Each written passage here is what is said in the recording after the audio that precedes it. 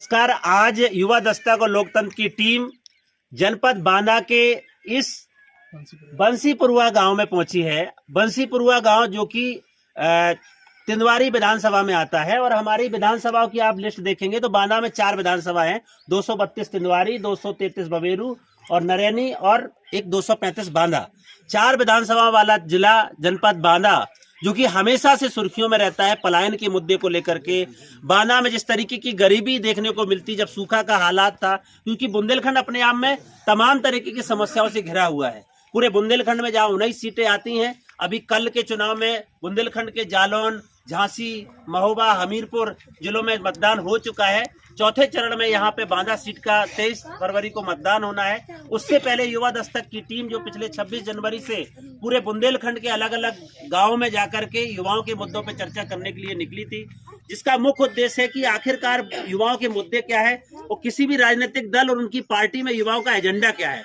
उसी एजेंडा, उसी उद्देश्य को लेकर के बुंदेलखंड के 19 और घाटमपुर, कानपुर नगर के रनिया, कानपुर देहात की भोगनीपुर सहित 22 विधानसभा में 22 युवाओं की टीम ने ये पूरा कैंपेन किया। जिस कैंपेन का मुख्य उद्देश्य है कि इस पूरे चुनाव में हम देखते हैं कि युवा हमेशा झंडा, डंडा, बैनर उठाने के काम करता है, लेकिन क्या राजनीतिक दलों ने उनको हिस्सेदारी दिया है? क्या युवाओं के रोजगार की बात किया है? बुंदेलखंड की जब आप बात करते हैं तो सबसे ज्यादा पलायन करके युवा यहाँ से जाते हैं। जब यहाँ अलग अलग गांव में जा रहे थे, बुंदेलखंड के किसी भी गांव में, बांदा के जिले में आप जाएंगे, सबसे ज्यादा कच्चे मकान मिलेंगे, जबकि सहस्त्राब्दी विकास लक्ष्य, मिलेनियम डेवलपमेंट गोल, तमाम तरीके की जितनी भी विदेशी ट्रीटी हुई हैं, विदेशी संधियां हुई हैं, उन्होंने ये वादा किया था कि हम अपने देश में सबसे पहले जो हमारी अशिक्षा है उसको हम समाप्त करेंगे, लोगों को शिक्षित करेंगे, गरीबी खत्म करेंगे, लोगों के पक्के मकान देंगे। यहाँ तक कि देश के प्रधानमंत्री जी ने बोला था कि 2022 तक हम सबको पक्की छत दे देंगे, लेकिन यहाँ गांव में जब हम लोग देखते हैं तो आज भी लोग कच्चे घरों में रहने को मजबूर है।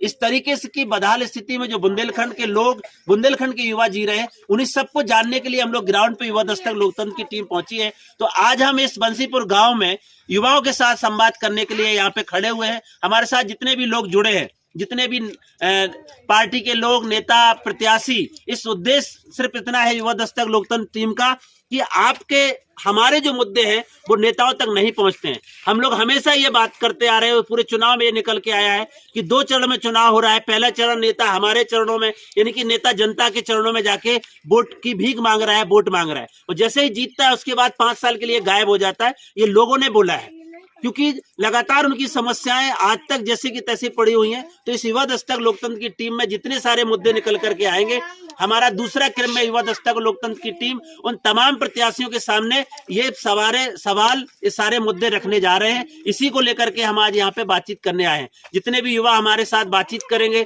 जितने भी इस गाँव के लोग, बांदा के जिले के अलग अलग विधानसभा के युवा हमें जो संवाद के दौरान हमारे सामने मुद्दे रखेंगे, हम उन सारे मुद्दों को लेकर के सभी प्रत्याशियों के सामने भी उन मुद्दों को लेकर के जाएंगे। और पहला ही उद्देश्य है कि विधानसभा का पहला सत्र, सरकार आने की पहले चुनाव के बाद जैसे ही सरकार गठित होती है, पहले ही विधानसभा सत्र में जो भी बजट पास होगा उसमें युवाओं की हिस्सेदारी की बात होगी, उत्तर प्रदेश की यूथ पॉलिसी की बात होगी, उत्तर प्रदेश के युवाओं के रोजगार की बात होगी, बुंदेलखंड के युवा जो पलायन करके जाते हैं उनकी नौकरी की बात होगी। यहाँ से सबसे ज्यादा जब लॉकडाउन और ये कोरोना महामारी आए तो बहुत सारे युवा लगातार पैदल चल करके गाँव में आए, क्योंकि उनके पास रोजगार नहीं है। यहाँ पे कोई स्थायी रोजगार की व्यवस्था नहीं करी है। पिछली तमाम सरकारों ने, आजादी के 75 साल का अमृत महोत्सव मनाया जा रहा है, लेकिन बुंदेलखंड का युवा और बुंदेलखंड के लोग आज भी वंचना के शिकार हो रहे हैं, आज भी हाशिए में पड़े हैं। तो बुंदेलखंड के युवाओं की ग्राउंड से उनकी आवाज को उन नेताओं तक, उन प्रत्याशियों तक ले जाने के लिए